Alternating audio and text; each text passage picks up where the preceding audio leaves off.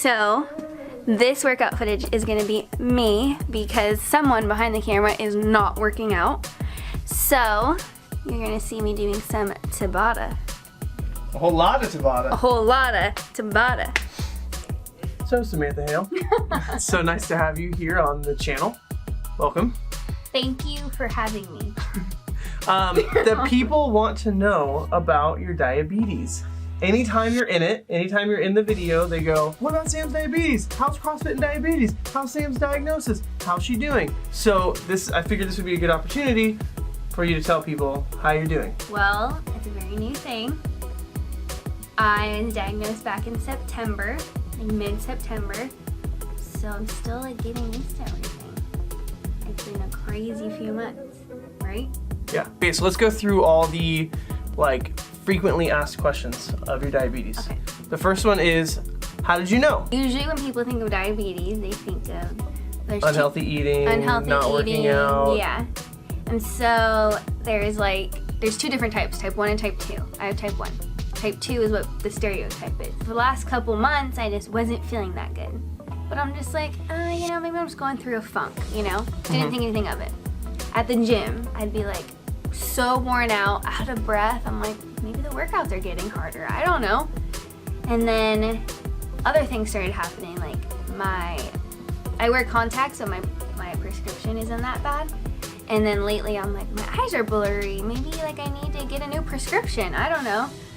And then I never wake up in the middle of the night, ever. And I kept waking up multiple times to go to the bathroom. I had to pee so much. And every single time I'd wake up, I would just start chugging water because I was so thirsty.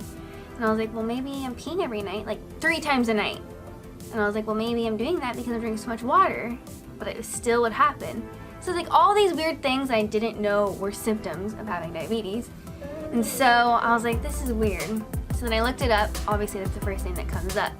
So I was talking to you, I was talking to Caleb, and I was like, guys, I think I have diabetes. Not thinking I really did. And we're like, no, you don't. Remember? Yeah, you don't have diabetes. Yeah, and I was like, oh, that kind of made me feel better. Okay, yeah, I don't. And I'm like, whatever. And then as everything started getting worse and worse, I was like, I'm gonna email my doctor. So I did, and she was like, quit drinking so much water. And I emailed her again, and she said oh, no, you're fine. Then I emailed her again, and she's like, okay, well, I'll just put in some blood work, So I get my blood work done. She called the next morning and says, you have type 1 diabetes. And then you called me. Crying. Hello?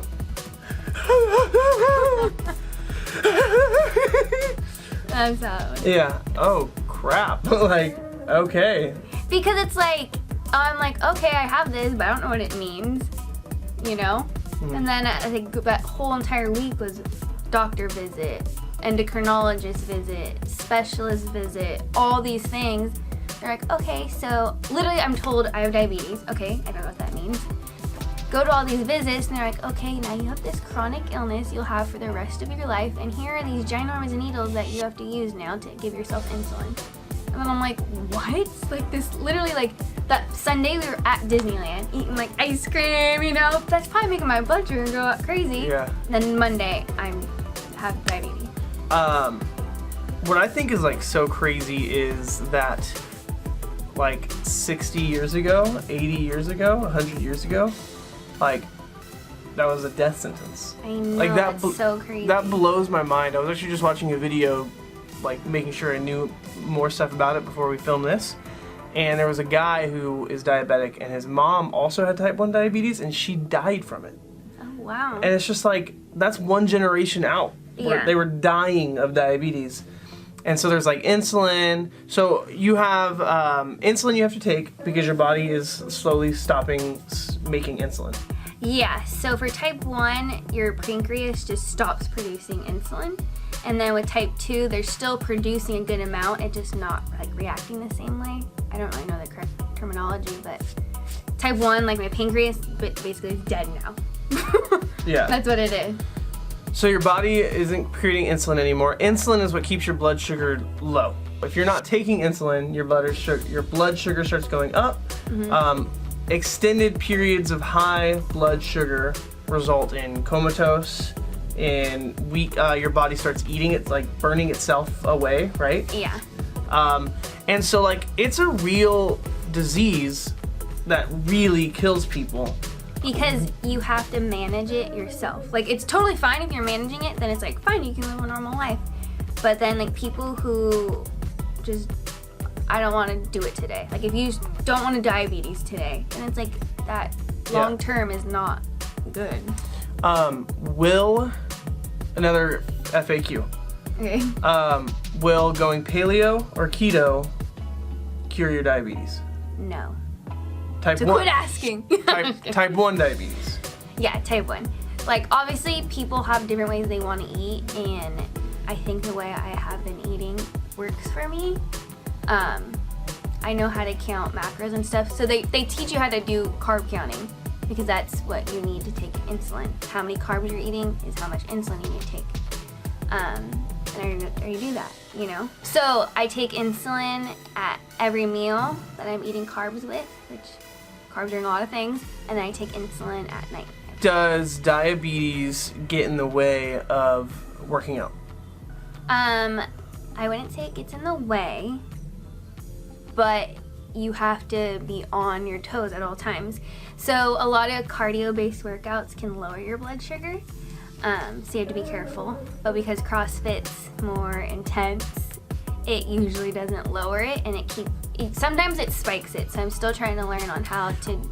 For everything I've read about it is steady state cardios, AMRAPs, stuff like that, it's gonna lower it. Yeah. But when you're doing like weightlifting and it's like hot, like It's like stressful to your body. yeah, stress is what's gonna cause it to raise. Yeah. And so it doesn't raise. It hasn't raised too much. It'll just go up high, a little bit higher, and then as soon as I'm like cooled down a bit, it's like a perfect.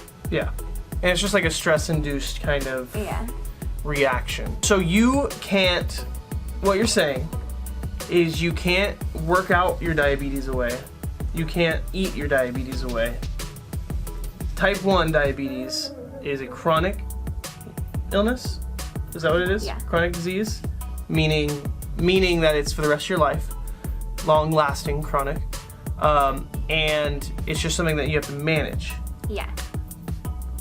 Is there a cure? No, not yet. I'm hopeful that there will be in the future, but there is no cure. It hasn't even been 3 months. The first couple weeks were rough, and I was crying a lot, and we had to deal with it. But I think I'm slowly getting the hang of it.